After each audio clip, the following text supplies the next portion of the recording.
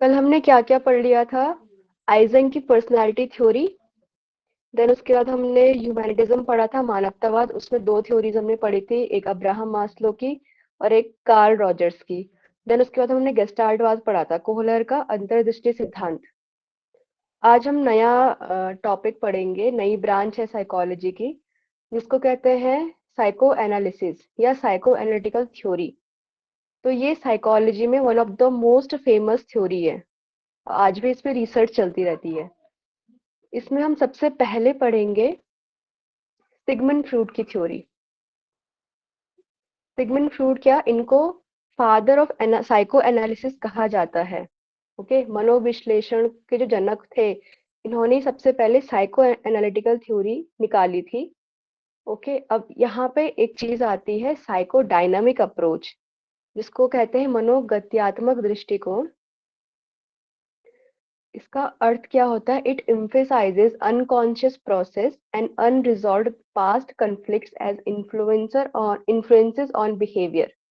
यानी कि जो हमारे पास्ट मेमोरीज होती है, और ऐसे मेमोरीज हैं जो बहुत खराब मेमोरीज है, वो अच्छी यादें नहीं थी, या जो भी हमारा अनकॉन्शियस माइंड में जो कुछ भी यादें हैं, वो कहीं ना कहीं आज भी हमारे व्यवहार को प्रभावित कर सकती है। ये इस अप्रोच का मतलब है। ओके, देन हम इसके बाद पढ़ेंगे, इनकी थ्योरी पढ़ने से पहले एक टर्म पढ़ते हैं,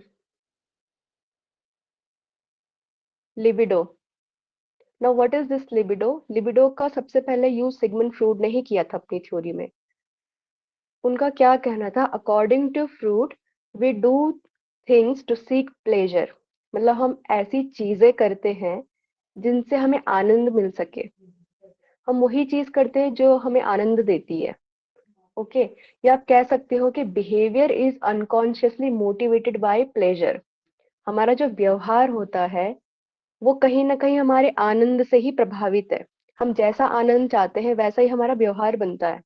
और ये प्रोसेस अनकॉन्शियस होती है, हम अवेयर नहीं होते उसके बारे में। अब हमें ये प्लेजर जो मिल रहा है, सॉरी, हमें प्लेजर करने के लिए हम हमेशा प्रेरित हो रहे हैं, है ना? हमें प्लेजर चाहिए, हमें आनंद चाहिए। तो ये जो प्रेरणा हमें हमेशा दे दे रहा है हमारे शरीर में, कुछ तो है हमारे अंदर जो हमें मोटिवेट रख रहा है कि हमें प्लेजर चाहिए। तो ये मोटिवेशन कहाँ से आ रहा है? ये लिबिडो से आता है। ठीक है, अब लिबिडो, एक्चुअल में लिबिडो की डेफिनेशन क्या है? Libido is the internal psychological energy we use to obtain pleasure. यानी कि अगर हम आनंद चाह रहे हैं, हम प्लेजर चाह रहे हैं, तो कहीं ना कहीं हमारे अंदर एक ऐसी शक्ति है, ऐसी इंटरनल साइकोलॉजिकल एनर्जी है जो हमेशा हमको मोटिवेट करेगी आनंद के लिए।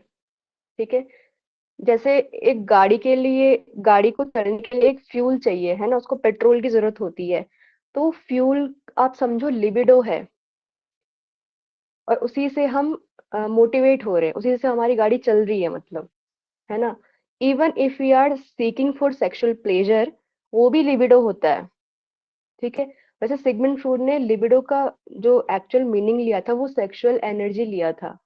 उन्होंने इसी को हाईलाइट किया था। ओके, अगर ये टर्म आता है कि लिबिडो किसने दिया था, तो आप लगा सकते हो कि सिगमंड फ्रूड की थ्योरी है। ओके,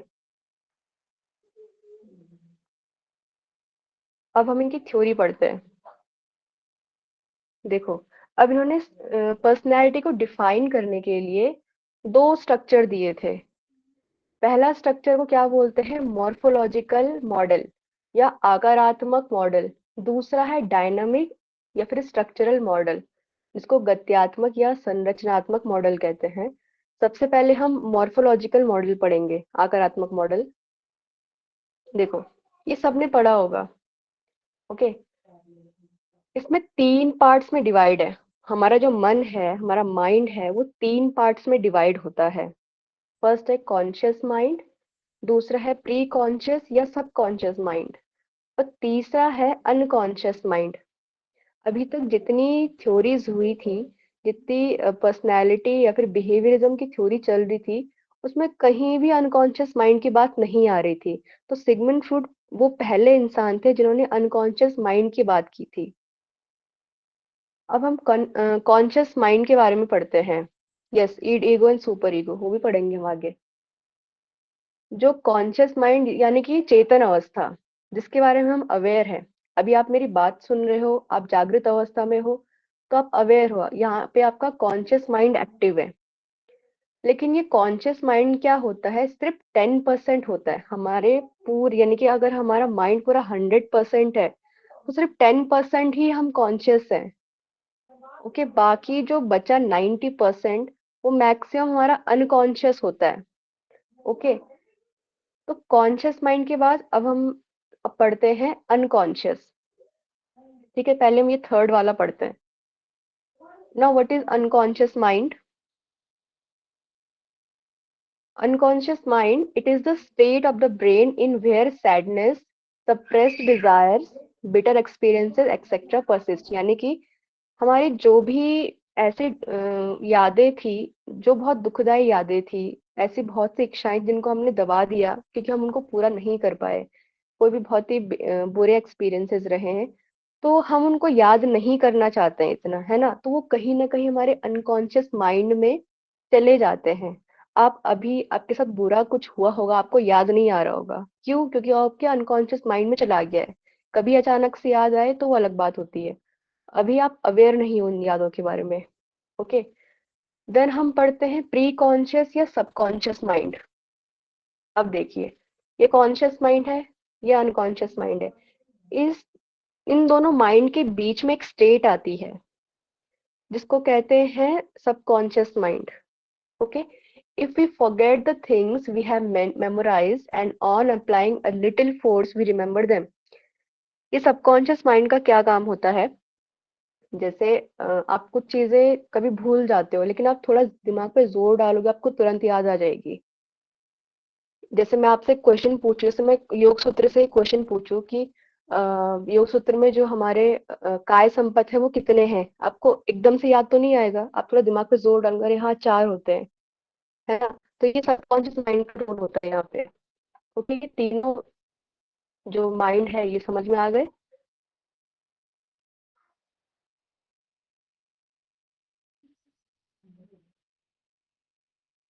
देखो, अब दूसरा आता है डायनामिक या स्ट्रक्चरल मॉडल। यहाँ पे बात आती है id, ego and super ego. इन्होंने 3 टर्म्स दिए थे, id, ego and super ego. Id, अब हम पहले इड पढ़ते हैं। इड क्या होता है? अनकॉन्शियस माइंड से रिलेट करता है। ठीक है, अब इड में ये इसका मेन प्रिंसिपल, किस प्रिंसिपल पर काम कर रहा है, किस सिद्धांत पर काम कर रहा है? तो प्लेजर, आनंद चाहने वाला। ओके, इसका फंक्शन क्या होता है?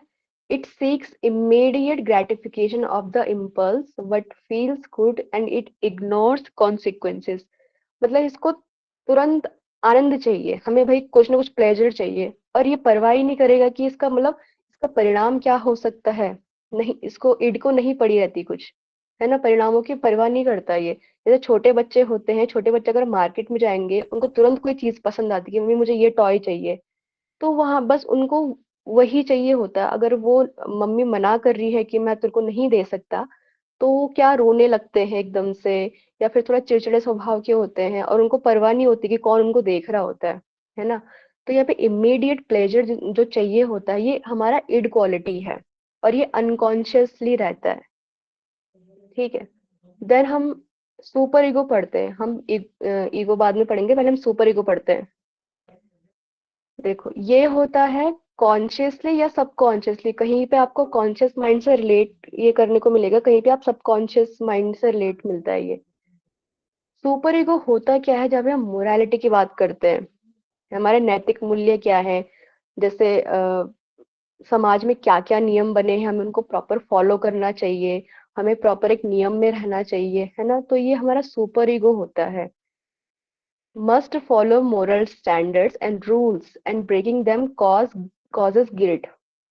जैसे मैंने लास्ट टाइम पे भी एग्जांपल बताया था, आपने एक स्टैंडर्ड सेट कर दिया, आपने एक रूल सेट कर लिया अपने लिए कि मुझे सुबह इतने बजे उठना है, इतने बजे योगा करना है, इतने बजे मुझे इतने आवर्स पढ़ने हैं, और ये आपके एक नियम बन चुका है। लेकिन आप जब अगर आप नहीं कर पाओगे उसको फॉलो, सपोज आपका योगा टाइम छूट गया, आपको मिस हो गया, या फिर आप जितने आपने आवर्स सेट किए थे अपनी स्टडी के लिए, सपोज 5 आवर्स सेट किए थे, 5 घंटे आपने पढ़ने थे, आप नहीं पढ़ पाए, तो शाम तक आते आते आपको एक गिल्ट होगा, है ना, एक गिल्ट पैदा होता है कि यार मैं क्यों नहीं कर पाया। तो ये जो भावना होती है हमारा सुपर ईगो करवाता है हमसे। Okay, now come to the ego.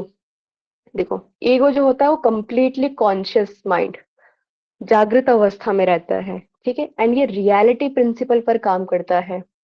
Okay, तो ये एक्चुअली होता क्या है, ये हमारा जो इड है और हमारा जो सुपर ईगो है, उसके लिए उसके बीच एक मीडिएटर का काम कर रहा है, उसको बैलेंस करने का काम कौन करता है, हमारा ईगो।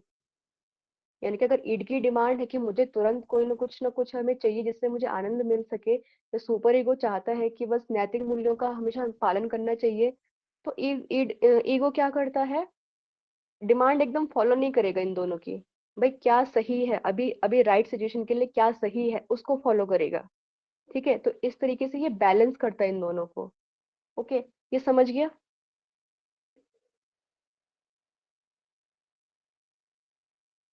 अब जो सिगमंड फ्रूड ने जो हमारा ह्यूमन माइंड दिया था, उसको एक ग्लेशियर से डिफाइन किया था।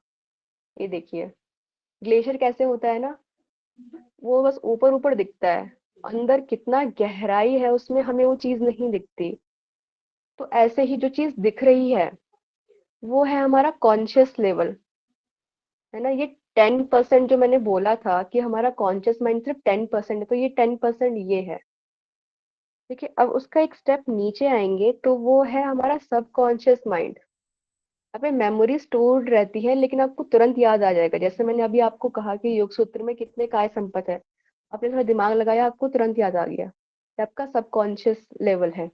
देन आता है ये अनकॉन्शियस लेवल, ये सबसे बड़ा जो ग्लेशियर पार्ट रहता है, सबसे बड़ा पार्ट जो है हमारा अनकॉन्शियस माइंड रहता है, मतलब लगा लो 90% रहता है ये हमारे माइंड का।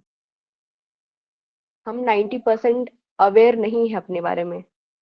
यहाँ पे क्या हम, जो भी हमारे साथ कुछ बुरा व्यवहार कभी हुआ था, या बुरे कुछ भी पास्ट एक्सपीरियंसेस रह सकते हैं जिनका परिणाम अच्छा नहीं था, बहुत बुरे परिणाम थे, हम उनको याद भी नहीं करना चाहते, वो हमारे अनकॉन्शियस माइंड में चले जाते हैं। तो सबसे बड़ा जो पार्ट रहता है हमारा, हमारा अनकॉन्शियस माइंड रहता है। देन देखो, सिगमंड फ्रॉइड जो थे, उन्होंने सपनों का भी विश्लेषण किया था कि हमें जो सपने आते हैं ऐसे क्यों आते हैं हमें। ठीक है, उन्होंने अपनी एक किताब दी थी, द इंटरप्रिटेशन ऑफ ड्रीम्स, और ये पब्लिश हुई थी 1899 में। ओके, ये किताब मतलब ये है, वैसे अवेलेबल है, किसी को अगर पढ़नी होगी डाउनलोड कर सकता है। मैंने एक इससे एक टर्म उठा, एक सेंटेंस उठाया है, dreams reflect a persons unconscious wishes and urges. सपने क्या होते हैं, हमारी जो अचेतन इच्छाएं होती है और आवश्यकताएं होती है, वो उनको दर्शाता है। एक मिनट, मैं एक बार एक ड्रीम पढ़ा देती हूँ, उसके बाद मैं आपको बताती हूँ अनकॉन्शियस माइंड। देखो, जैसे हम सपने देखते हैं तो कभी कभी सपनों में आपको वो चीजें भी दिखती हैं जो आपको मतलब आप बोलते हैं कि ऐसा सपना हमें क्यों आ गया, है ना, हम कंप्लीटली अवेयर ही नहीं रहते, लेकिन आपको नहीं पता है कि कभी ना कभी वो घटना आपके साथ घटी होगी, वो आपके अनकॉन्शियस माइंड में चली गई होगी, और कभी फिर वो सपने में जागृत हो रही है, आपको नहीं वो समझ रहा है ना, ऐसा भी होता है। तो जैसे लगा लो, जैसे बचपन में किसी बच्चे का सपना था कि उसको क्रिकेटर बनना है, लेकिन पेरेंट्स ने कभी अलाउ ही नहीं किया, तो धीरे धीरे क्या होता है, वो अपनी इस इच्छा को दबाने लगता है, वो अपना मतलब फील्ड चेंज कर लेगा, चलो कुछ और ही कर लेते हैं, लेकिन कहीं ना कहीं उसकी ये इच्छा थी कि मैं क्रिकेटर बनूं, तो उसने वो इच्छा दबा दी थी। अब क्या होता है कि कभी कभी हमारी जो दबी हुई इच्छाएं होती है हमें वो सपने में दिखती है। अब उस बच्चे को वो कई बार सपना आ चुका है कि वो अच्छा क्रिकेट खेल रहा है, ऐसा सपना इसलिए आता है क्योंकि उसने दबा दी थी अपनी इच्छाएं, अनकॉन्शियस माइंड में चली गई थी। तो ये इनके कहने का मतलब था। वैसे इन्होंने अलग अलग जो मतलब ड्रीम्स में हमें अलग अलग चीज दिखती है, कभी हमें दिखता है कि जैसे हम खाई से गिर गए, कभी दिखता है कि जैसे दांत टूटते हैं, कभी हम भागते हैं तो हम भाग नहीं पाते। इसका भी मतलब बताया था सिगमंड फ्रूड ने अपनी जो इनकी बुक थी। ओके, इतना समझा?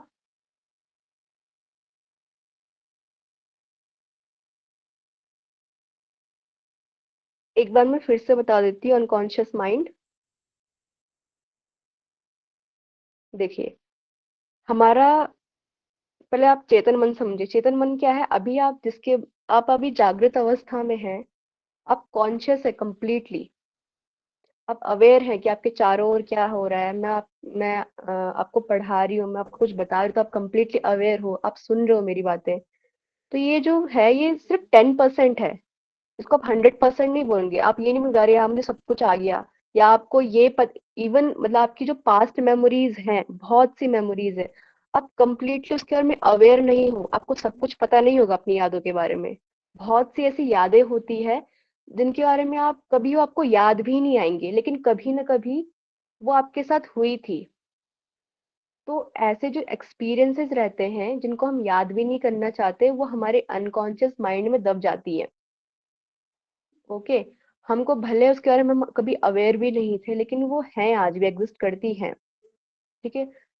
सिगमंड फ्रॉइड ने यही कहा था कि जो हमारा अनकॉन्शियस माइंड होता है ना, और इनमें जो दबी हुई यादें कुछ भी रहती है, कहीं ना कहीं हमारे व्यवहार को प्रभावित करती है, भले हमें नहीं पता। ओके। ये हमारा अनकॉन्शियस माइंड है, और ये 90% होता है, सबसे बड़ा होता है। ये देखो, ग्लेशियर जो मैंने आपको डिफाइन किया था, ये देखो, ग्लेशियर सबसे बड़ा ग्लेशियर है। यानी कि हमारे माइंड का सबसे बड़ा हिस्सा अनकॉन्शियस माइंड होता है। ओके। ये समझा? अभी समझ गया?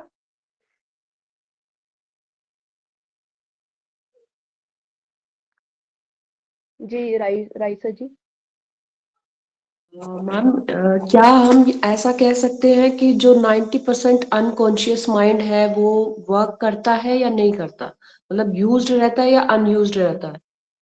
देखो, ये वर्क करता है, बस हमें नहीं पता चलता, क्योंकि ये अनकॉन्शियस है यहाँ पे। देखो, एक आता है, एक मैं आपको एक एग्जांपल देती हूँ। जैसे आप डेली मार्केट जाते हैं, ठीक है, और आप एक दुकान से होके गुजर रहे हैं, मतलब वो कपड़ों की दुकान है सपोज लगा लो, और वहां पे एक अच्छे से एक साड़ी टंगी हुई है। आप रोज उसको ध्यान दे रहे हो, लेकिन आप ऐसा नोटिस नहीं कर रहे कि मुझे ये साड़ी लेनी है, आप बस देख के जाते हो। तो जब आप ये प्रोसेस कंटिन्यू, मतलब लगा लो 3 से 4 दिन करोगे, तो कहीं ना कहीं आपका जो 5वें दिन आपका मन करेगा कि यार एक बार ये साड़ी ट्राई करते हो, जबकि आपने कभी ध्यान भी नहीं दिया था उस चीज में, है ना? तो क्या होता है कि जो आप डेली देख रहे थे साड़ी, भले आप कॉन्शियसली नहीं देख रहे थे, वो कहीं ना कहीं आपके अनकॉन्शियस माइंड में फिट हो रहा था। अब भले आपको पता नहीं चल रहा था। आपने जो 6वें दिन जो आपने डिमांड की, चलो एक बार देख लेते साड़ी, तो ये हमारा अनकॉन्शियस माइंड ने तो हमारे बिहेव को कहीं ना कहीं मोटिवेट किया है ना, हमारे बिहेवियर को इन्फ्लुएंस किया है।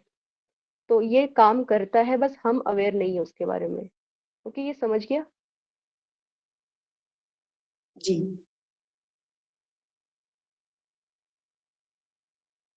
देखो, अब इन्होंने डेवलपमेंट भी बताया था कि कैसे विकास होता है किसी बच्चे का। तो ये है साइकोसेक्सुअल स्टेजेस ऑफ डेवलपमेंट, विकास की मनोलैंगिक अवस्थाएं। ये पूरा थ्योरी इंपॉर्टेंट है, ये स्टेजेस से भी क्वेश्चन आते हैं, अभी तक जितना पढ़ाया उससे भी क्वेश्चन आते हैं। देखो, इसमें कुछ स्टेजेस बताई गई थी, 5 स्टेजेस स्टेजेस बताई गई थी, 5 अवस्थाएं बताई गई थी, और उसी के आधार पर एक बच्चे का विकास होता है। सबसे पहले स्टेज आती है हमारी ओरल स्टेज, जिसको कहते हैं मुखी अवस्था। 1 मिनट। जी पायल जी। एक बार मुझे ये ईगो और सुपर ईगो एक बार समझा दीजिए ना प्लीज। ओके।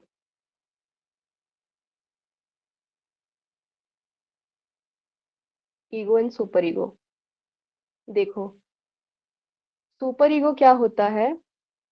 ये ये तो कॉन्शियस माइंड से रिलेट करता है या सबकॉन्शियस माइंड है? सबकॉन्शियस माइंड मैंने आपको अभी पढ़ाया था कि अ, वो क्या होता है कि अगर आपको वो तुरंत याद नहीं आता, आपको कुछ, आपकी कुछ मेमोरी आपको तुरंत याद नहीं आएगी, लेकिन दिमाग पे जोर डालोगे तो याद आ जाएगी। ठीक है। ये मोरालिटी प्रिंसिपल पर काम करता है। ओके, जैसे अ, आप किसी पार्क में जा रहे हो और वहां पे एक बच्चा बहुत शैतानी कर रहा है, वो सबको परेशान कर रहा है, तो आपका सुपर ईगो आपसे क्या कहेगा कि इसको 2 लेक्चर देती हूँ जरा, ये सुधर जाएगा। लेकिन ये पॉसिबल है क्या? आप पब्लिक प्लेस में किसी को भी मतलब किसी को भी लेक्चर देना शुरू कर दोगे, ये पॉसिबल नहीं है। यहाँ पे हमारा ईगो काम करेगा। ईगो क्या होता है? कॉन्शियस माइंड, भाई रियलिटी क्या है, उस सिचुएशन के अकॉर्डिंग हमें अभी क्या स्टेप लेना चाहिए। तो तो ये बैलेंस कर रहा है एक हिसाब से ईड को एंड सुपर ईगो को। ओके, अभी समझा क्या आप? मतलब लगा लो कि हम हर जगह अपने नैतिकता को फॉलो नहीं कर सकते। करंट में जो आपको सही लग रहा है, ठीक है, आप उसी को फॉलो कर सकते हो। और वो काम हमारा ईगो का होता है। अगर आप एकदम से आपकी ईड वाली क्वालिटी बाहर आ गई, तो मे बी आपको लोग समझेंगे कि यार इसका बिहेव कैसा है, ये थोड़ा मतलब इसका बिहेव अच्छा नहीं है, ये पागल है क्या, ऐसा बोलते हैं, है ना? क्योंकि अनकॉन्शियस माइंड से आ रहा है। क्योंकि इसको आनंद चाहिए होता है, ये एकदम नैतिकता पे चल रहा है, ये बैलेंस करने का काम कर रहा है। ओके, अभी समझा? हाँ, क्लियर। Thank you. ओके, अभी साइकोसेक्सुअल स्टेजेस ऑफ डेवलपमेंट, पहली स्टेज क्या थी? ओरल स्टेज, यानी कि मुखी अवस्था। इसकी ये है 0 to 1, मतलब जब एक बच्चा पैदा होता है उस वहां से लेके 1 साल तक के बच्चे। तो इस टाइम पे मतलब इस उम्र में होता क्या है, जो बच्चे होते हैं ना, तो वो कुछ भी एक्टिविटी करते हैं, तो जो उनकी एक्टिविटी रहती है, आप देखना, इस स्टेज में जो बच्चे रहते हैं, वो हर चीज, कोई भी चीज उनको दे दो, वो सीधे मुंह में डालेंगे, है ना? उनको कोई टॉय दे दो है तो वो मुंह में डालोगे। अगर आप जैसे बोलते हैं, अगर जैसे उनको फिंगर अपनी दो, ऐसे उंगली देते हो ना, तो वो डायरेक्ट मुंह में डालते हैं। तो उस टाइम पे क्या होता है, उनका ओरल पार्ट सबसे ज्यादा एक्टिव होता है। ओरल पार्ट से ही वो मतलब प्लेजर लेते हैं। ठीक है, ये है ओरल स्टेज। देन आता है एनल स्टेज, गुदीय अवस्था। ये होता है 1 से 3 साल तक। यहाँ पे बच्चा क्या करता है, children begin bowel and bladder control, यानी कि बच्चे का जो फीकल मैटर है और यूरिन है उसको कंट्रोल करना वो सीखता है। इससे पहले के बच्चे क्या क्या होते हैं कि वो कहीं पे भी मतलब यूरिन कर लेंगे, उनका कंट्रोल नहीं होता, कहीं पे भी यूरिन कर लेंगे, किसी भी टाइम फीकल मैटर वो बाहर निकाल देते हैं, तो कंट्रोल नहीं होता। एनल स्टेज में कंट्रोल होना शुरू होता है। देन नेक्स्ट स्टेज है हमारी फैलिक स्टेज। फैलिक स्टेज होती है 3 से 6 साल तक के बच्चे। देखो, इसमें 2 टर्म आती है। 2 टर्म क्या आती है? एक होती है ऑडिपस कॉम्प्लेक्स एंड दूसरी टर्म होती है इलेक्ट्रा कॉम्प्लेक्स। ठीक है, ऑडिपस कॉम्प्लेक्स मतलब क्या होता है? इस 3 से 6 साल तक के जो बच्चे होते हैं ना, वो अपनी मदर से ज्यादा कनेक्टेड होते हैं, ज्यादा अटैच होते हैं। लेकिन वही वो अपने जो फादर होते हैं, उनके लिए थोड़ा आक्रामकता वाली भावना आ जाती है, थोड़ा अग्रेसिव हो जाते हैं। वही इसके अपोजिट क्या होता है, जो इलेक्ट्रा कॉम्प्लेक्स है, ये गर्ल्स के लिए होता है। इसमें क्या होता है, गर्ल्स क्या होती है, अपने पापा से ज्यादा अटैच होती है, लेकिन अपनी मम्मी के लिए इतना अटैचमेंट नहीं रहता। हम अपनी मम्मी के लिए अग्रेसिवनेस रहता है उसके अंदर। ठीक है, तो ये ऑडिपस कॉम्प्लेक्स किसके लिए है? बॉयज के लिए। इलेक्ट्रो कॉम्प्लेक्स किसके लिए है? गर्ल्स के लिए। तो ये जो थ्योरी थी, इससे घूम फिर के मतलब एक कंक्लूजन ये निकलता है कि इस स्टेज में जो बच्चे होते हैं, वो अपने ऑपोजिट जेंडर को समझना शुरू करते हैं। क्योंकि बच्चा अटैच हो रहा है अपनी माँ से, है ना? दोनों अपोजिट जेंडर है। लड़की अटैच हो रही है अपनी अपने पापा से, तो ये अपोजिट जेंडर है। ठीक है, ये अभी तक क्वेश्चन आया नहीं है, ये ऑडिपस कॉम्प्लेक्स इलेक्ट्रो कॉम्प्लेक्स, लेकिन मे भी हो सकता है आ जाए, चांसेस हैं इसके आने के। तो यहाँ पे क्या होता है, एक हिसाब से अपोजिट जेंडर के लिए अंडरस्टैंडिंग बढ़ती है। वो जानने लगते हैं कि मैं अलग हूँ और ये अपोजिट जेंडर वाला ये अलग है। ओके, ये समझ गया?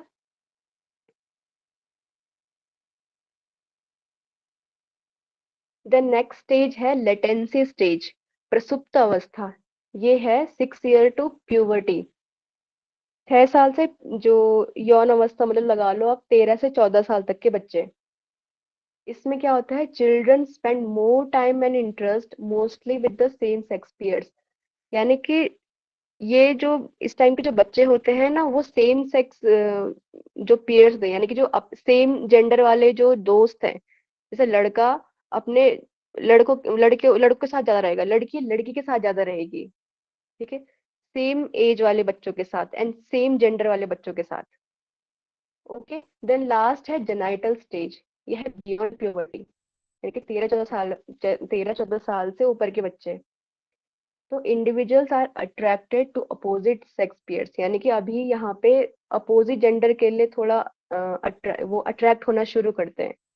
लड़की थोड़ा लड़के के प्रति अट्रैक्ट होना शुरू करती है, या लड़का लड़की के प्रति अट्रैक्ट होना शुरू करता है इस स्टेज में। ठीक है, तो ये 5 स्टेजेस थी, आप इनको ध्यान में रखना, ये पेपर में आती है, आई थी इस एक बार। बार ओरल के बाद वाली स्टेजेस दिखाना। ओरल के बाद आती है anal stage. Anal, okay, done. देखो ये पिक्चर भी है, ये ओरल स्टेज है, बर्थ टू 1 ईयर, यहाँ पे हमारा ओरल पार्ट एक्टिव है। एनल स्टेज आती है 1 से 3 साल में, जहाँ पे वो अपना बॉवल और यूरिन को कंट्रोल करना सीखते हैं। फिर 3 से 6 साल तक के बच्चे, जहाँ पे वो अपोजिट जेंडर को समझना शुरू करते हैं।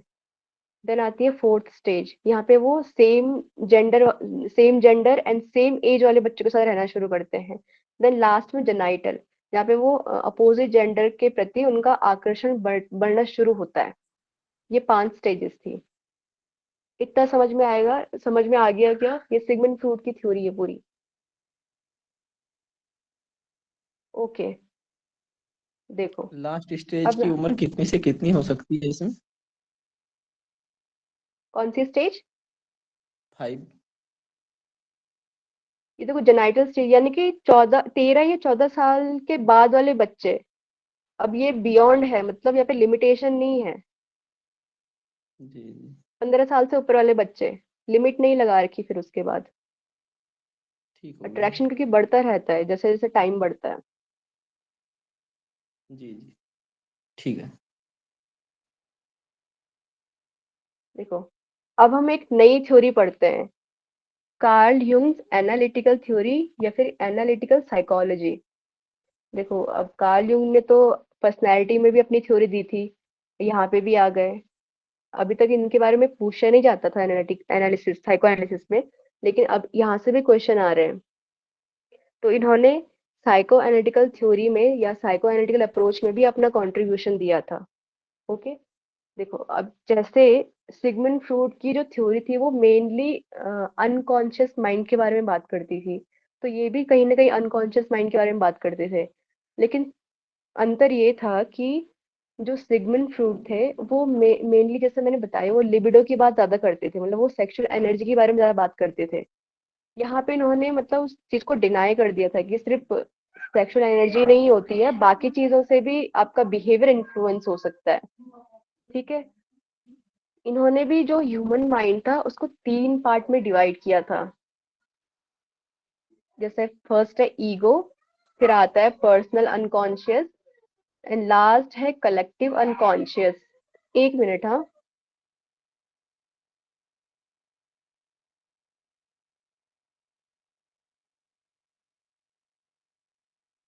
ओके, फर्स्ट कौन सा है? ईगो, सेकंड है पर्सनल अनकॉन्शियस एंड लास्ट है कलेक्टिव अनकॉन्शियस। अब हम इसको डिटेल में पढ़ते हैं। देखो ईगो जो है हमारा कॉन्शियस माइंड से रिलेट करता है, जैसे मैंने सिगमंड फ्रूड की थ्योरी में बताई थी, वहां पे भी वो कॉन्शियस माइंड से था, यहाँ पे भी कॉन्शियस माइंड से।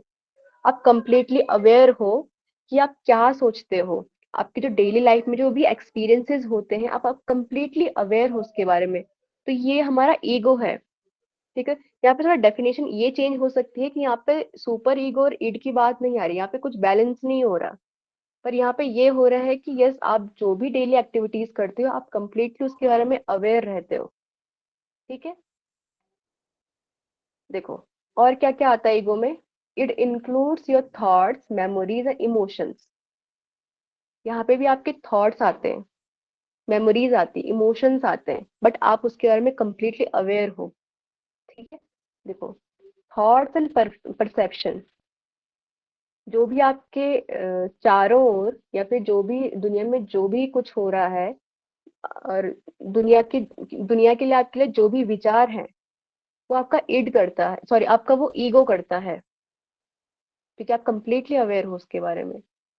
देन मेमोरीज, क्योंकि देखो जैसे सिगमंड फ्रूड में कुछ मेमोरीज अनकॉन्शियस माइंड में चली गई थी, क्योंकि वो हमें रिकॉल नहीं हो पा रही थी, हमें वो याद ही नहीं आ रही थी, या फिर हम उनको याद ही नहीं करना चाहते थे।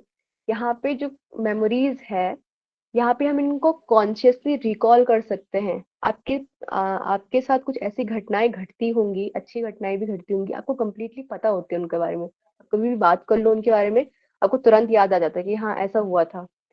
तो जिनको हम रिकॉल कर पाते हैं, कॉन्शियसली रिकॉल कर पाते हैं, वो भी ईगो का काम होता है, according to Carl Jung.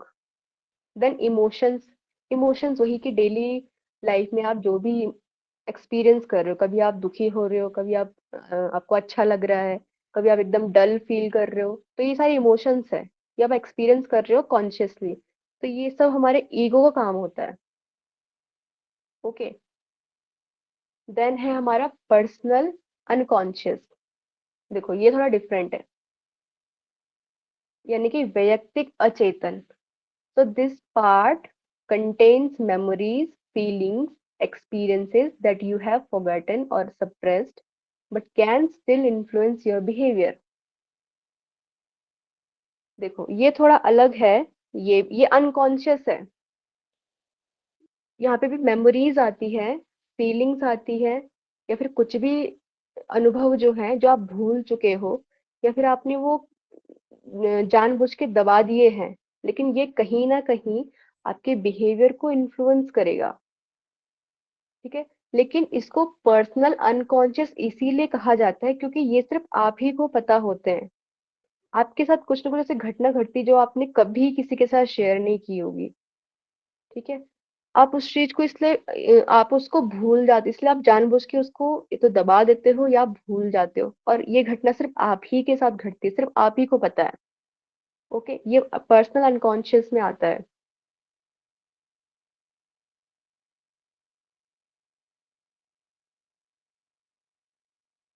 Screen दिख रही है ना? दिख रही है, दिख रही है। ओके, देखो अब ये पर्सनल अनकॉन्शियस है, यहाँ पे भी कुछ एक्सपीरियंसेस हैं, फॉरगॉटन एक्सपीरियंसेस होंगे, रिप्रेस्ड मेमोरीज होंगी, और एक टर्म आता है कॉम्प्लेक्स। पहले हम इन दोनों को पढ़ लेते हैं। फॉरगॉटन एक्सपीरियंसेस यही है कि आपके साथ कुछ घटना घटती है, ठीक है, आप उनको भूल चुके हो, आप उन चीज को भूल चुके हो, और लेकिन उसमें कहीं ना कहीं पोटेंशियल है कि आपको याद आ सकती है। अभी आप मतलब अभी आप सोचोगे उसके बारे में, अभी आपको कुछ याद नहीं आएगा, लेकिन कभी कभी होता है अचानक से एक याद, मतलब कुछ हमें याद आ जाता है। तो ये हमारा पर्सनल अनकॉन्शियस होता है। पर्सनल यानी कि सिर्फ आपके साथ जो घटना घटी है, जो आपने किसी को नहीं बताई है। ऐसी रिप्रेस्ड मेमोरीज भी होती है, जैसे ट्रॉमा की वजह से, या कुछ हमें हमें कुछ अच्छा नहीं लगा होगा, है ना, तो ये भी कभी ना कभी हमको याद आ सकते हैं। ठीक है, इनको हम या तो जानबूझ के दबा देते हैं या अनइंटेंशनली भी दबा देते हैं। अनइंटेंशनली का मतलब क्या होता है कि आपके साथ कभी कुछ बुरा होता है, आपको कभी कभी याद भी नहीं आता, है ना। अनइंटेंशनली का मतलब ये होता है, लेकिन कभी ना कभी आपको याद आएगा। Okay, repressed memories. देन आता है ये एक नया टर्म है, complex. So they are determined experiences, but also by the individual's way of reacting to that experience. यहाँ पे भी पास्ट एक्सपीरियंस की ही बात हो रही है। अनकॉन्शियस मतलब कुछ ना कुछ यादें हैं उसमें। यहाँ पे भी एक्सपीरियंसेस आते हैं, लेकिन उस पर रिएक्ट करने का तरीका ना सबका अलग अलग होता है। अगर मैं कुछ आपसे कुछ एक ऐसा एक्सपीरियंस शेयर करूं, तो आप में से हर किसी का जो रिएक्शन होगा ना, वो अलग अलग होगा। मे बी बहुत से लोगों को वो रिएक्टिव, मतलब वो जो घटना है बहुत दुखदाई लगे, तो आपका रिएक्शन बहुत मतलब होगा कि आपके साथ बहुत बुरा हुआ। किसी को इतना कुछ खास नहीं लगेगा, तो उनका वो अलग रिएक्शन होगा। हर किसी के रिएक्शन अलग अलग होते हैं। किसी भी एक्सपीरियंसेस के लिए। ठीक है, तो ये कॉम्प्लेक्सेस होते हैं, कॉम्प्लेक्स होता है। अब इसको आप कॉम्प्लेक्स से ही याद रखना, ये इम्पोर्टेंट है। देखो, अब लास्ट है कलेक्टिव अनकॉन्शियस। अब इसको कलेक्टिव क्यों कहा जाता है? क्योंकि कुछ ऐसे हमारी प्रॉपर्टीज होती हैं जो हम generation to generation pass on हो रही है। मतलब लगा लो, हम जब से बोलते हैं ना इंसान बंदर था, तो बंदर से लेके आज तक जनरेशन टू जनरेशन कुछ ना कुछ पास ऑन हुआ है, आज भी पास ऑन हुआ है। ठीक है, तो it is shared by all human species. जितने भी लोग हैं सब में कुछ ना कुछ common generation to generation pass on होते आ रहा है। ओके, और यहाँ पे मतलब अलग अलग चीजें हो सकती है, कुछ सिंबल्स हो सकते हैं, कुछ यूनिवर्सल एक्सपीरियंसेस हो सकते हैं, इनका एक ही मतलब होता है। कुछ सिंबल्स हो सकते हैं, जैसे हिंदू धर्म में हम स्वास्तिक बनाते हैं तो उसका एक अलग मतलब होता है। तो पूरे जितने भी लोग हैं जो हिंदुइज्म को फॉलो करते हैं तो उसको उसका मतलब पता है।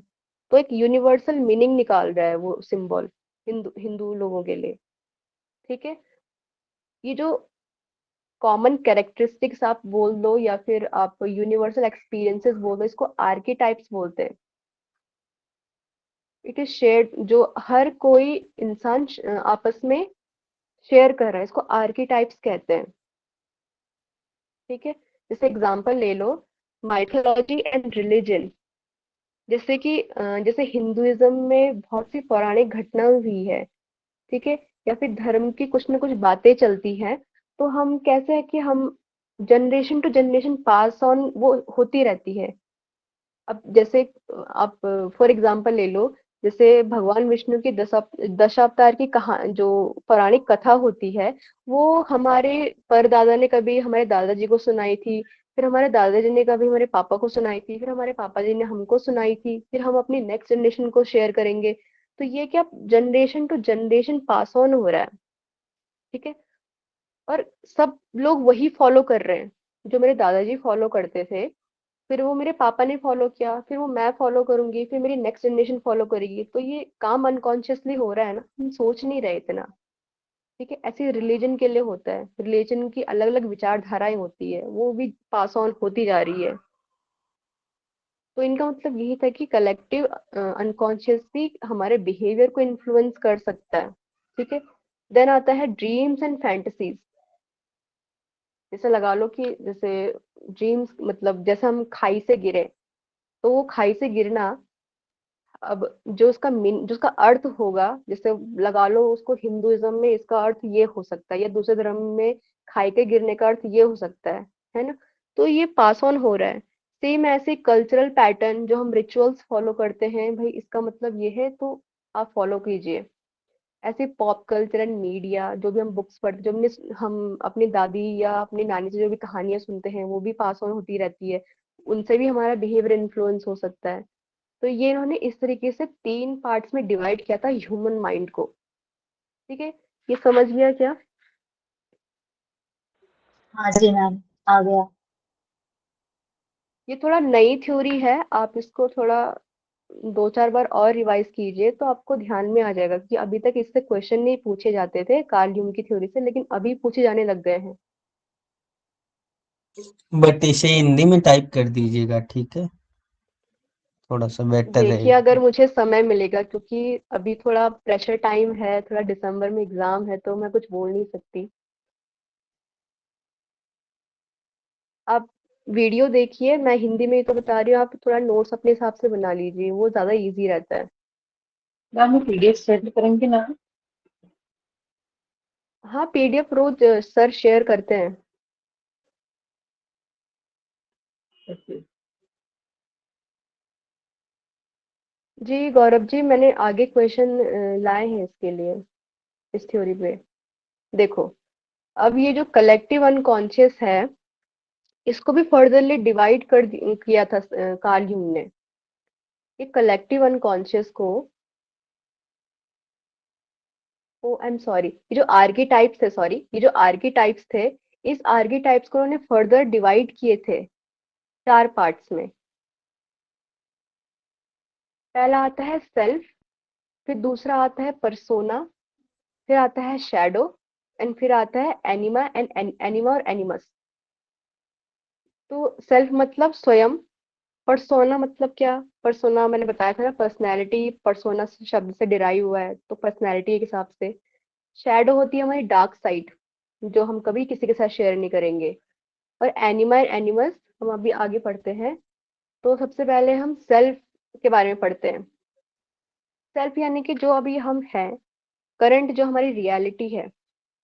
तो उस रियलिटी में हमारा जो करंट रियल आइडेंटिटी है, उसमें जो अलग अलग पर्सनैलिटीज है, यानी कि जैसे मैं अगर फन लविंग हूँ, मैं थोड़ा लोगों से अच्छे से बात कर लेती हूँ, या फिर मैं थोड़ा किसी भी माहौल में ढल जाती हूँ। ये मेरी 2 से 3 कैरेक्टरिस्टिक्स हैं, 2 से 3 प्रॉपर्टीज हैं। तो कार्ल युंग ने क्या किया था, इन 2 से 3 प्रॉपर्टीज का एक एक कॉमन कलेक्शन बना दिया। अब 2 से 3 नहीं होंगी, अब सिर्फ एक ही होंगी, और उसी को फिर उन्होंने सेल्फ एक्चुअलाइजेशन कह दिया। ठीक है, ये होता है सेल्फ। फिर आता है पर्सोना। पर्सोना जैसे स्टार्टिंग में बताते हैं, पर्सोना का मतलब क्या था, मास्क। तो पर्सोना क्या होता है, जो हम लोगों को दिखाते हैं, जो पर्सनैलिटी हम लोगों को दिखाते हैं, ये होता है पर्सोना। वहीं शैडो जो होता है, शैडो इसके अपोजिट होता है। शैडो हमारी डार्क साइड होती है, जो हम किसी से शेयर नहीं करेंगे। जैसे बहुत से मतलब कोई व्यक्ति है जो हर किसी से अच्छे से बात करता है, सबकी तारीफें करता है, लेकिन उसका डार्क साइड क्या हो सकता है कि उसके अंदर जेलस, मतलब वो थोड़ा जलन वाली भावना रहेगी। अब वो जलन, जो ये भावना है, वो लोगों को दिखा तो नहीं सकता है ना, वो उसके अंदर ही हमेशा रहेगी। तो ये हमारी डार्क साइड होती है। ठीक है। ये now the fourth one is anima and animus. देखो, एनिमा होती है feminine side of man, and animus होता है masculine side of woman. Anima मतलब क्या होता है, जैसे कोई आदमी, आदमी की कुछ ना कुछ ऐसी साइड होती है, मतलब कोई ना कुछ ऐसे उसमें उसकी क्वालिटीज होती है जो फीमेल की क्वालिटीज से मैच खाए। जैसे बहुत से लोग होते हैं ना, बहुत से मेंस होते हैं जो बहुत इमोशनल होते हैं, तो इमोशंस ज्यादा होते हैं। तो इमोशंस क्या है, उसकी फेमिनाइन क्वालिटी है ना, ये क्वालिटी फीमेल में ज्यादा रहती है। तो कहीं ना कहीं मैन में भी वो एग्जिस्ट करती है। आप कंप्लीटली नहीं बोल सकते हो कि पूरी जो मैन की क्वालिटी है वो एग्जिस्ट करती है, कहीं ना कहीं इसमें फीमेल की क्वालिटी भी एग्जिस्ट करेगी। सेम ऐसे ही होता है एनिमस, मैस्कुलाइन साइड ऑफ वुमन। किसी भी औरत में एक मेल क्वालिटी जरूर होगी। जैसे बहुत सी लड़कियां होती है ना, वो बोल्ड होती हैं, या उनके अंदर थोड़ा लीडरशिप वाली भावनाएं होती है, वो नेतृत्व तो अच्छे से करती है। तो ये जो क्वालिटी है, ये मैन क्वालिटी है, और ये वुमन के अंदर भी हो सकती है। तो कंप्लीटली कोई आदमी, कंप्लीटली उसके अंदर मेल क्वालिटी नहीं है, एंड जो वुमन है कंप्लीटली उसके अंदर वुमन वाली क्वालिटी नहीं है, कुछ ना कुछ उनके अंदर अपोजिट जेंडर वाली क्वालिटी रहेंगी। अब इसको याद करने का तरीका कैसे है, देखो, एनिमस, एनिमस में आप देखो, ये जो लास्ट वर्ड है एमयूएस, इसको मैस्कुलाइन से रिलेट करो। याद करने का तरीका बता रही हूँ। एमयूएस मीन्स मैस्कुलाइन, तो मैस्कुलाइन साइड ऑफ वुमन। अब इसी के अपोजिट क्या होगा, फेमिनाइन साइड ऑफ मैन। ये याद करने का तरीका बता रही हूँ। अभी तक इनसे क्वेश्चन नहीं आया है, लेकिन आ सकता है, ये यहाँ से पूछने लग गए हैं क्वेश्चन। इतना समझ में आया, ये 4 टाइप समझ में आया? यस मैम, अच्छे से आया। ओके। देखो, अब जैसे सिगमंड फ्रूड ने साइको सेक्सुअल डेवलपमेंट दिया था किसी बच्चे का, इन्होंने भी डेवलपमेंट की बात की थी कि किसी बच्चे का डेवलपमेंट कैसे हो सकता है। ओके, शैडो, शैडो रिपीट करूं, शैडो होती है हमारी डार्क साइड, है ना। देखो, जैसे आपने भगवत गीता पढ़ी है ना, दैवासुर संपद योग।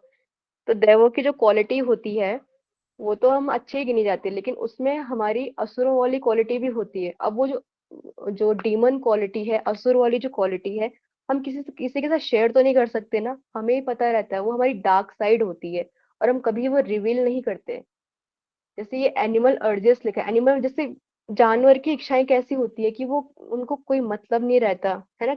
जैसे कोई अच्छे से रहने का तरीका किसी का अच्छा नहीं है, किसी आदमी का रहने का तरीका बिल्कुल अच्छा नहीं है, ना वो अच्छे से ना वो उसके मतलब सोने का कोई टाइम है, ना उसके खाने का कोई टाइम है ना। तो उसको टॉन्ट क्या पड़ सकता है, अरे क्या जानवर है क्या तू, ऐसे क्या खा रहा है। तो ये जो डार्क साइड होती है ना, तो ये हम कभी किसी से रिवील नहीं करते, ये हमें को पता रहेगी। ठीक है, क्योंकि हम हर हर आदमी या हर मतलब इंसान के अंदर कुछ ना कुछ बुरी क्वालिटी जरूर रहती है। ओके, ये होती है शैडो। अभी समझ में आया।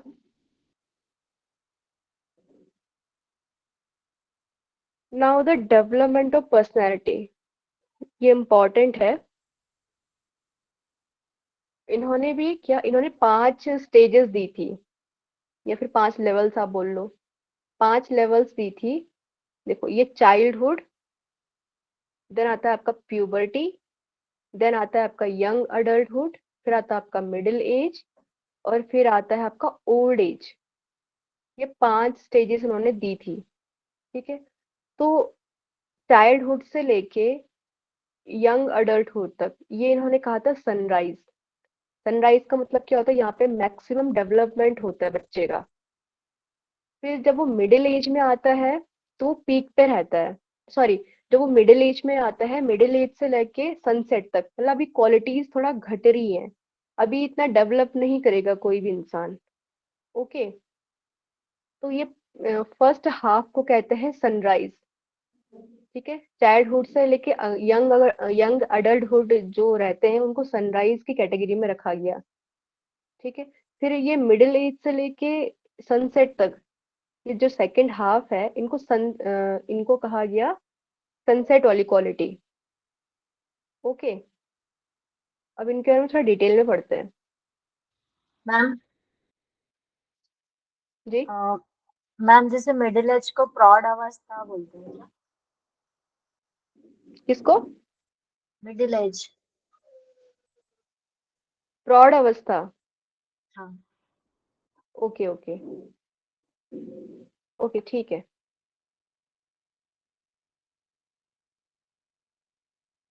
देखो, ये थोड़ा डिटेल में है, अब ये पूरा इंग्लिश में, क्योंकि मुझे इसका हिंदी कहीं मिला नहीं था, मैंने एक रिसर्च पेपर से ही निकाला है। देखो, पहली अवस्था हमारी आती है चाइल्डहुड, यानी हमारी बचपन वाली अवस्था। इसमें चाइल्डहुड को 3 कैटेगरी में डिवाइड किया था। पहला आता है एनार्किक, या फिर इसको कियोटिक स्टेट भी कहते हैं। फिर आता है आपका मोनार्किक स्टेट, फिर आता है आपका ड्यूअलिस्टिक स्टेट। ओके, तो ये 3 स्टेट में डिवाइड था हमारा चाइल्डहुड। अब इसको फर्स्ट एनार्किक पढ़ते हैं। देखो, एनार्किक या कियोटिक, कियोटिक मतलब क्या होता है, कियोस यानी अराजकता जिसको बोलते हैं। तो इस स्टेज में जो बच्चा होता है ना, उसका वो अनकॉन्शियस उसकी स्टेट रहती है, यानी उसका जो माइंड होगा उस टाइम पे वो अनकॉन्शियस स्टेट उसका एक्टिव रहेगा।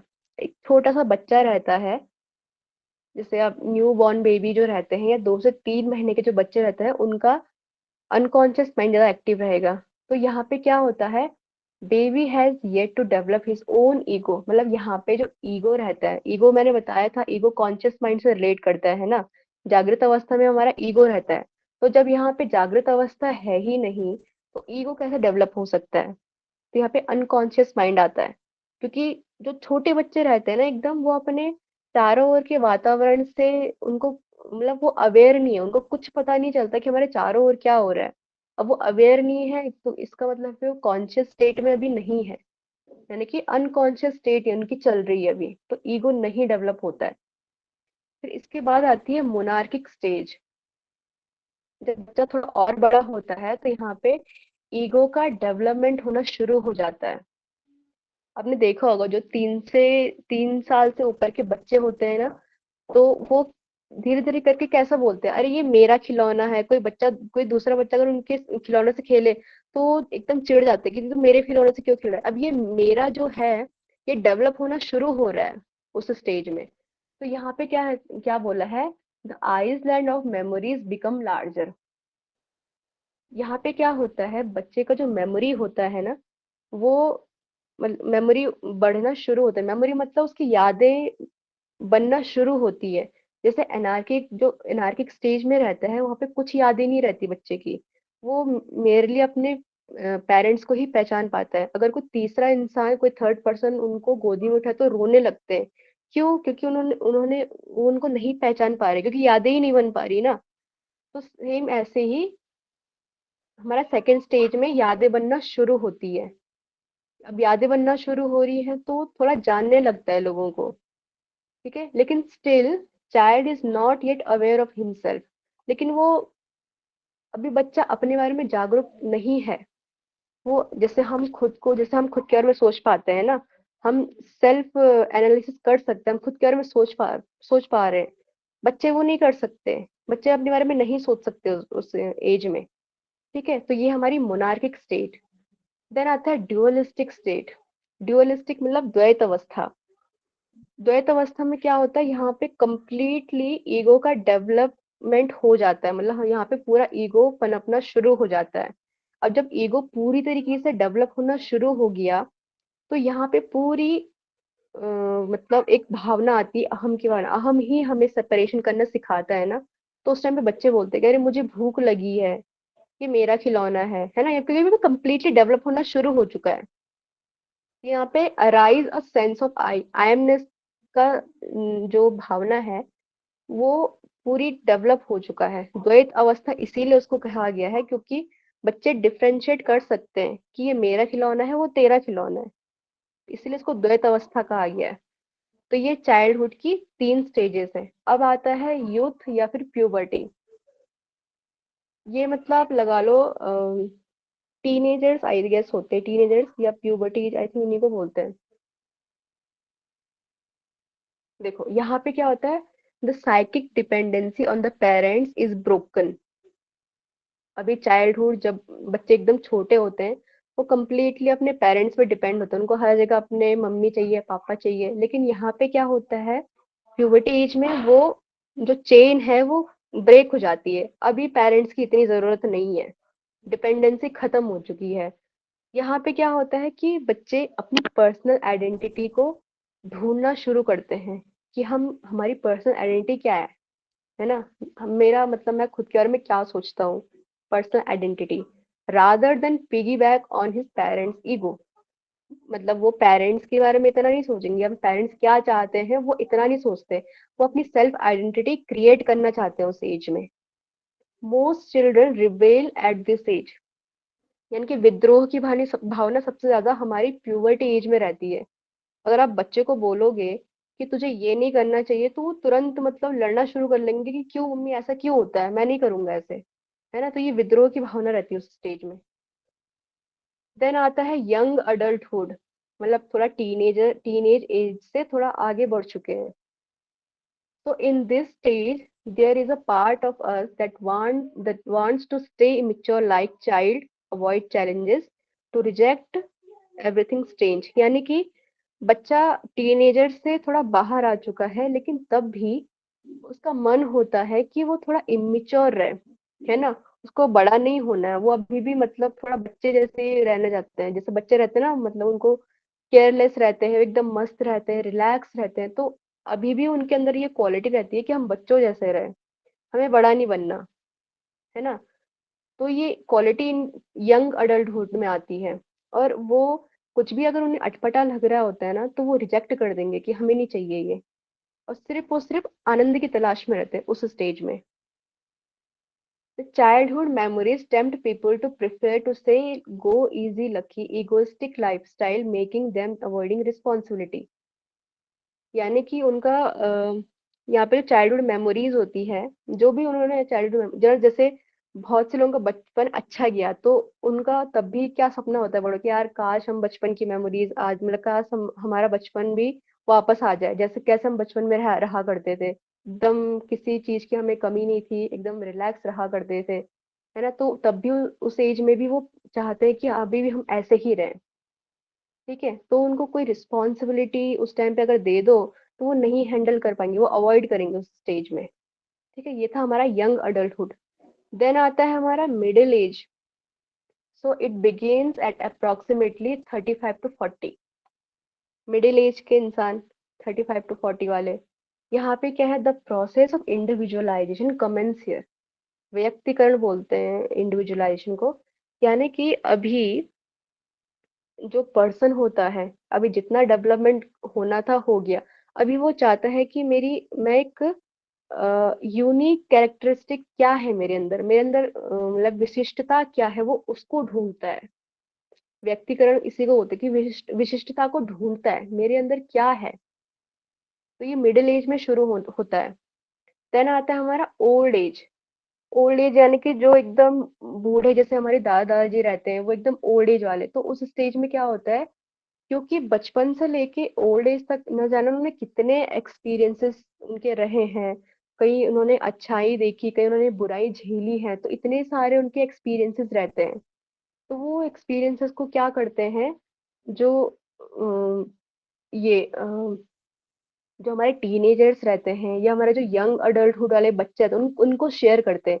हमारे दादाजी हमारे अपने एक्सपीरियंस हमको शेयर करते थे, और वो हमें सिखाते थे कि आपको इस राह में नहीं चलना चाहिए। क्यों? क्योंकि उन्होंने कितने एक्सपीरियंसेस को झेल चुके हैं, उनको पता है कि क्या बुरा होता है, क्या सही होता है। ठीक है, तो इस स्टेज में वो क्या एडवाइस देते हैं अपने से छोटे लोगों को। तो ये पूरा 5 स्टेजेस था जो कार्ल युंग ने दिया था, आप इसको याद रखना। चाइल्डहुड, देन यूथ या प्यूबर्टी, देन आता है आपका यंग अडल्टहुड, फिर आता है आपका मिडिल एज, और फिर आता है आपका ओल्ड एज। ये 5 स्टेजेस दी थी, आप याद रखना। ये आ गया समझ में कार्ल युंग की थ्योरी?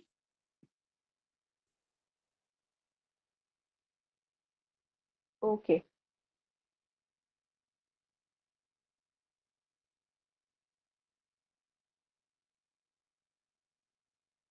अब तीसरे साइकोलॉजिस्ट की बात करेंगे।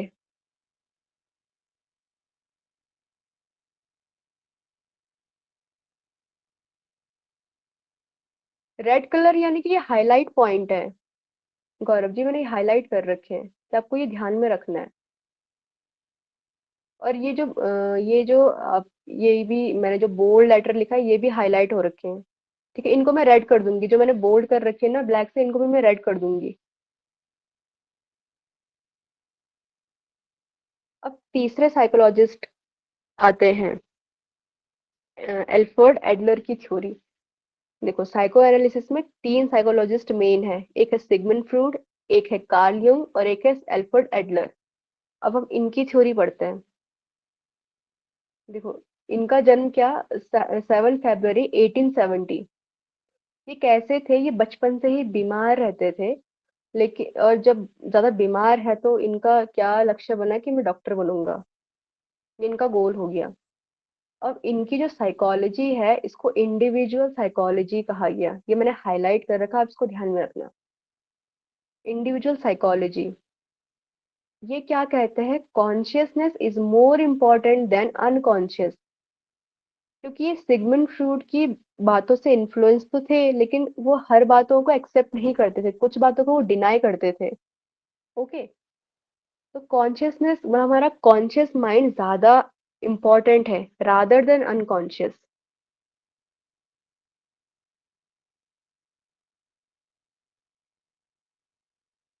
आपकी क्लास है क्या नेक्स्ट? मैम फर्स्ट क्योंकि पे थी।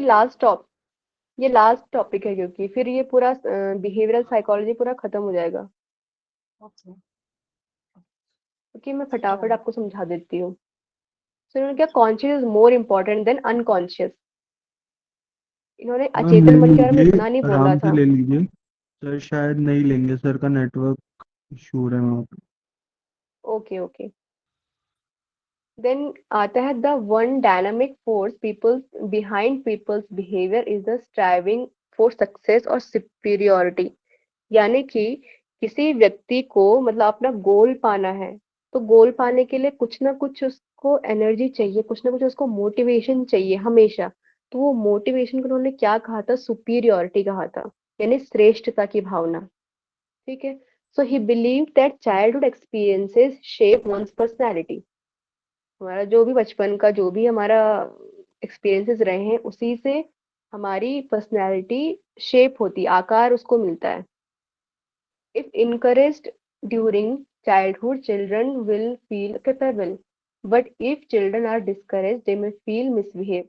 अगर आप बच्चों को बचपन से ही प्रोत्साहन दोगे, अब आप जब आप उनके बारे में हमेशा अच्छा बोलोगे, हमेशा पॉजिटिव बोलोगे, तो क्या वो कैपेबल फील करेंगे, वो सक्षम फील करेंगे कि हाँ मैं आगे जाके कुछ ना कुछ कर सकता हूँ। लेकिन अगर आपने उनके बारे में बचपन से ही कुछ नेगेटिव बोलना शुरू कर दिया, उनका मनोबल तोड़ना शुरू कर दिया, तो वो गलत व्यवहार कर सकते हैं फ्यूचर में। ठीक है, दे में लूज देयर कॉन्फिडेंस, अपना आत्मविश्वास खो सकते हैं वो। ठीक है, and person has his own life outlook and goals. हर व्यक्ति का अपना दृष्टिकोण होता है, अपना परसेप्शन होता है दुनिया को देखने का, और उसके अपने अपने खुद के लक्ष्य लक्ष्य होते हैं। वो किसी से इन्फ्लुएंस नहीं है, वो डिसाइड करता है कि उसको क्या बनना है क्या नहीं बनना।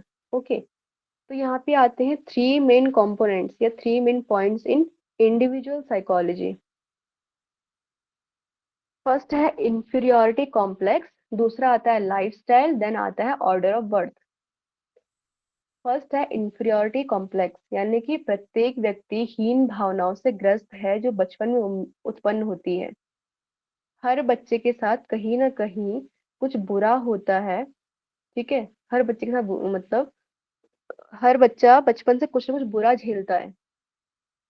ठीक है, और वो बुरा जो झेल रहा है उसको ही हीन भावना कहा जाता है, इंफीरियोरिटी उसी को कहा जाता है। ठीक है, it is necessary to overcome this complexity for optimal personality development. बच्चे के साथ कुछ ना कुछ बुरा हुआ है या हीनता से ज्यादा भरा हुआ है वो, अगर उसको फुल डेवलपमेंट चाहिए, उसका पूरा विकास करना, होलिस्टिक डेवलपमेंट अगर उसको करना है, तो ये जो हीन हीन भावना है ये उसके अंदर से निकालनी पड़ेंगी, तभी वो पूरा का पूरा डेवलपमेंट वो कर सकता है अपनी जिंदगी में। Okay, so when someone puts more emphasis on a particular weakness, this may then result in inferiority complex। जब कोई किसी विशेष कमजोरी पर बल देता है तब इसके परिणाम हीन भावना पैदा हो सकती है। यानी कि कोई बच्चा पढ़ने में अच्छा नहीं है, बचपन से ही अच्छा नहीं है, और उसके पेरेंट्स ने भी उसको टोकना शुरू कर दिया कि तू भी अच्छा नहीं है, टीचर्स भी कहीं ना कहीं उसका मजाक उड़ा रहे हैं, और पेरेंट्स और उसके फ्रेंड्स भी उसका मजाक उड़ा रहे हैं, तो वो उसकी वीकनेस पे ज्यादा बल जोर दे रहे हैं। तो उससे क्या होता है, बच्चे के अंदर हीन भावना ज्यादा पैदा होती है, बच्चा सोचता है कि यार मैं इतना बुरा हूँ, मैं कुछ नहीं कर सकता फ्यूचर में। तो ये ऐसी भावना उसके अंदर पनपना शुरू होती है। So according to him, people always always struggle to overcome feelings of inferiority. हर किसी के साथ कुछ ना कुछ बुरा होता है, और उन उस बुराई को हर कोई काबू करना चाहता है, उससे हर कोई ऊपर उठना चाहता है अपनी इंफीरियोरिटी से। ठीक है, तो ये था इसका मतलब। फिर आता है लाइफस्टाइल। लाइफस्टाइल क्या होता है? We all create our own approach to life, यानी कि हम सभी जीवन जीने के लिए अपना दृष्टिकोण स्वयं बनाते हैं। हमें पता है कि हमें क्या बनना है, हमारा अप्रोच अलग है, हमारा परसेप्शन अलग है जिंदगी को जीने का, है ना। देन है we have personal goals that are our constant source of motivation. हमारे हमेशा कुछ ना कुछ पर्सनल गोल्स होते हैं जो हमें हमें हमेशा हाईली मोटिवेट करेंगे। ठीक है, दीज गोल्स प्रोवाइड ये क्या है, एक मिनट, यूज नहीं अस, These goals provide us with security, और इसी गोल यही गोल ना हमें सिक्योरिटी देते हैं। ठीक है, देन ऑर्डर ऑफ बर्थ, जन्म का क्रम। यानी कि अगर मतलब किसी बच्चे का जन्म अगर ज्यादा बुरा है तो आगे जाके उसके साथ बुरा हो सकता है। अगर बच्चे का जो फैमिली है या कुछ भी उसके जन्म से रिलेटेड अगर बुरा हो रहा है तो बुरा हो सकता है आगे, अगर अच्छा हो रहा है तो फ्यूचर में कैपेबल बन सकता है। ठीक है, now, individual psychology also emphasizes environment and family dynamics। जो व्यक्तिगत मनोविज्ञान होता है वो पर्यावरण और परिवार को भी इंक्लूड वहाँ पे करता है। अगर बच्चे को कम्प्लीटली डेवलपमेंट उसका चाहिए, उसका होलिस्टिक डेवलपमेंट चाहिए, तो इन्वायरमेंट और फैमिली की भी वहाँ पे भूमिका आती है। तो बच्चे का डेवलपमेंट ऐसे ही नहीं हो जाता, परिवार की भी वहाँ पे नीड होती है, इन्वायरमेंट की भी नीड होती है वहाँ पे। ठीक है, Adler believe that the first child gets the complete attention of its parents, but when their brother and sister are born, they uh, they do get much attention। Adler का मानना ये था कि जब घर पे पहले बच्चे का जन्म होता है ना, तो माता पिता उस पर पूरा ध्यान देते हैं, पूरा उसको नरिश करते हैं, पूरी उसकी केयर करते हैं। लेकिन उसके बाद जब उसके भाई या बहन का जन्म होता है, तो वो जो ध्यान उस पर देना चाहिए था वो कम हो जाता है, उतना ध्यान उसको नहीं मिल पाता। इससे भी बच्चे का जो बिहेव है वो इन्फ्लुएंस हो सकता है, उसके अंदर तब भी हीन भावना आ सकती है। ठीक है, so this makes the ma'am child इसमें फील चीटेड। इसमें do not get much attention आना चाहिए। Okay okay, not, okay, thank you. इससे क्या होता है, बच्चे को लगा कि उसके साथ चीटिंग हुई है। अभी तक मेरे को ध्यान, मतलब मुझ पे ध्यान दिया जाता है, अब मेरा भाई या बहन हो गया, मुझ पे कोई ध्यान ही नहीं दे रहा। तो ये he feels cheated. Okay, so according according to Adler, उनका क्या कहना था कि जो पहला बच्चा होता है वो बहुत रिस्पॉन्सिबल होता है घर पे। ठीक है, and he may treats his siblings like his parents. और जो बड़ा भाई होता है, वो अपने भाई बहनों के साथ एक एज अ पेरेंट ट्रीट करता है, एक अभिभावक की तरह वो उसके साथ व्यवहार करता है ना। बहुत से बड़े भाई बहन होते हैं जिनके जो वो एक एज अ मतलब रिस्पॉन्सिबल पर्सन की तरह वो रिएक्ट करते हैं। आपने मूवीज देखी होगी जिसमें मतलब बड़ा जो भाई रहता है, उसके पेरेंट्स जब मतलब लाइक अगर पेरेंट्स की डेथ हो जाती है तो वो ही पूरा परिवार का ख्याल रखते हैं, अपने छोटे भाई को भी देखते हैं, अपनी छोटी बहन को भी देखते हैं।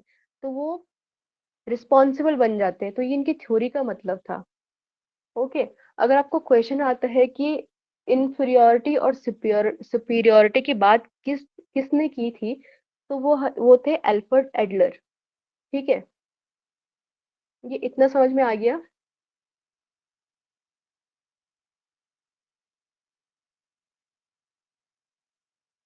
ओके, देखो, अब कुछ क्वेश्चन आपको हिंदी में है, कुछ इंग्लिश में है, आप थोड़ा एडजस्ट कर लेना। देखो, ये पहला क्वेश्चन है, किसके अनुसार स्वप्न अचेतन का राजमार्ग है, ये किसने कहा था?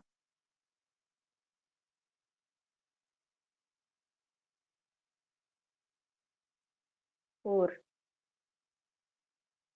Four, okay, correct. मैंने बताया था कि सिगमंड फ्रूड ने ड्रीम्स के बारे में कहा था। ठीक है, अब आता है व्यक्तित्व के जो फ्राइड मॉडल के घटक निम्नलिखित कौन कौन से हैं? स्व, अहम, परा अहम, इदम, यानी कि सेल्फ, ईगो, सुपर ईगो और इड। इनमें से क्या है, कौन सा ऑप्शन करेक्ट है?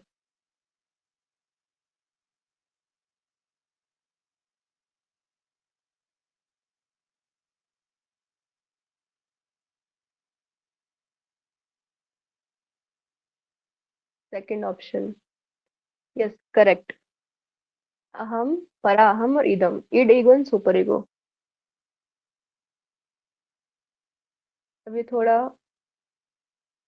इंग्लिश में, studying the behavior of abnormal individual is called, क्या कहेंगे?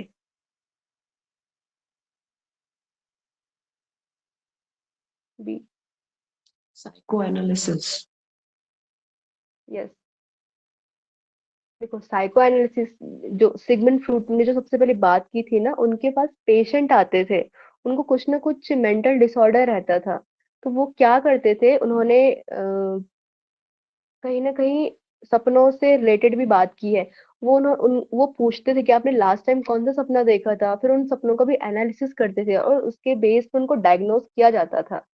ठीक है, तो ये एबनॉर्मल इंडिविजुअल मतलब किसी को कुछ भी मानसिक रोग अगर है, तो उसका हम कैसे बिहेवियर को स्टडी कर सकते हैं। ओके, देन आया था who is the father of psycho analytical theory? A option. Correct, ये तो इजी है। देखो, जुलाई 2022 में आया था, according to Sigmund Freud the deepest and the largest part of mind is third. Unconscious. अब है which are the parts of psychodynamic therapy? कौन कौन से पार्ट्स आते हैं साइकोडायनामिक में?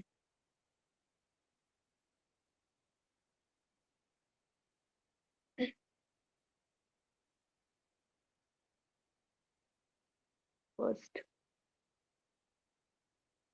ये तो इजी है। साइकोडायनामिक मैंने बताया था ना आपको, साइकोडायनामिक अप्रोच क्या होती है। उसमें क्या, पहला ऑप्शन है। फ्रूड की साइको एनालिटिकल थ्योरी आती है और उन्होंने ईगो का एनालिसिस किया था उसमें। ओके, तो ए डी इज करेक्ट, मतलब first option. Now which is not the part of research method of abnormal psychology? Guess कीजिए।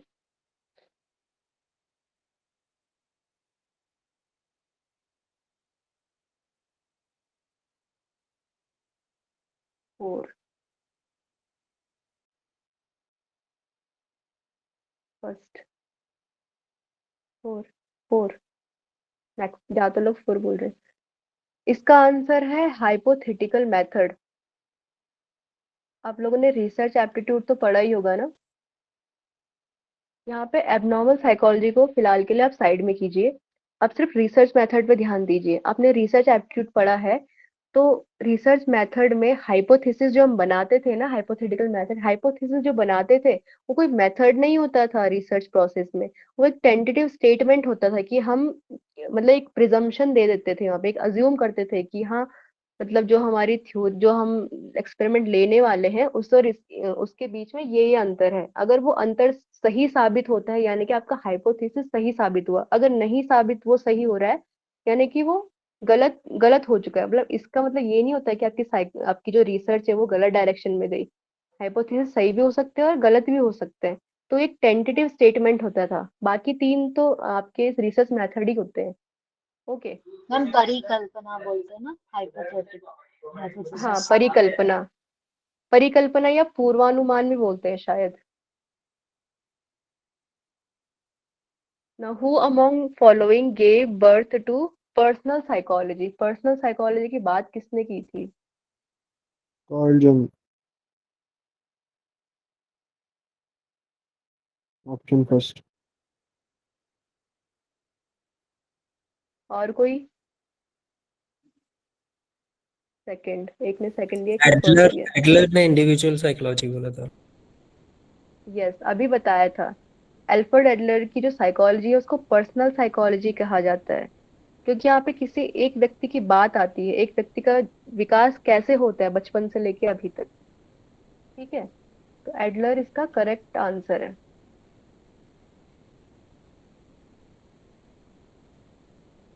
एक मिनट। दिसंबर 24 में आया था। According to Sigmund Freud, the biological component of personality structure और id can be identified, यानी कि end की quality यहाँ पे बतानी है आपको। 5 ऑप्शन है, दो बताइए कोई कौन सा आंसर करेक्ट है।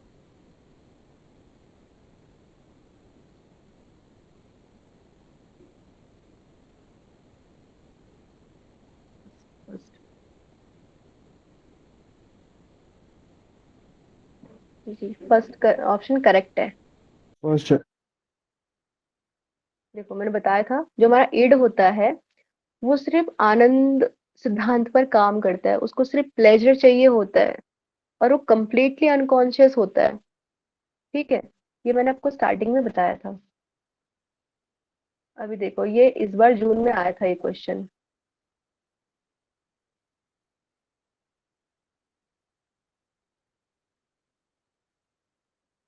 दिख रहा होगा। Ma'am first option, DEBCA। First option, first ही है। फर्स्ट।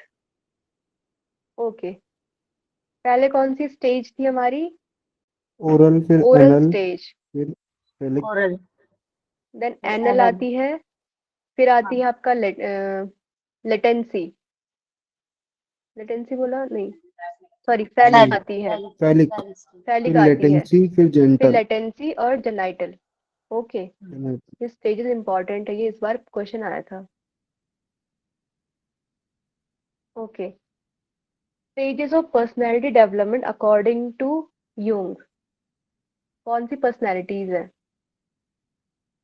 चाइल्डहुड है, अर्ली चाइल्डहुड चाइल्डहुड, है, यंग यंग अडल्ट है? एडल्ट हाँ, और फिर middle age. ACD first ACD. Option है। ACD। यस।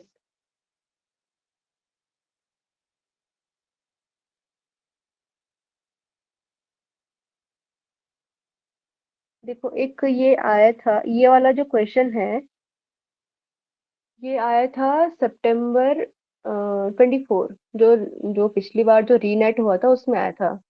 4 चेतना सितंबर सृष्टि की सबसे 2020। अद्भुत चीज है, इसकी गहराई और व्यापकता की कोई सीमा नहीं। ये किसका कथन था?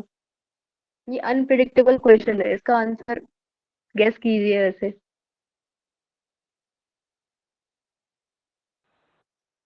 सेकंड, स्वामी शिवानंद सरस्वती। बाकी थर्ड। उदित जी ने पहले 3 बोला, फिर 2 बोला। देखो, थर्ड आंसर इसका करेक्ट है, डेविड फ्राउले। अब आप इनके बारे में सर्च करोगे ना, तो इतना कुछ खास नहीं आपको मिलेगा। ये अगर सर्च करोगे तो ये एक अमेरिकन टीचर है और एक अमेरिकन ऑथर है, पर इन्होंने क्या हिंदुइज्म में ज्यादा फोकस किया है। मतलब जो हिंदुइज्म में जो योगा एंड आयुर्वेदा है, वैदिक जो भी नॉलेज है, उस पर ज्यादा इन्होंने काम किया था। ओके, तो ऐसा कुछ खास इनके बारे में मिलता नहीं है। मतलब ये ऑथर है और हिंदुइज्म की थ्योरीज को ज्यादा प्रमोट कर रहे हैं इस हिसाब से। ठीक है। ओके, तो आज इतना ही है। बाकी हम मंडे को हम कॉग्निटिव साइकोलॉजी स्टार्ट करेंगे। आज ये जितना बिहेवियरिज्म एंड पर्सनैलिटी के बारे में कंप्लीट हो चुका है।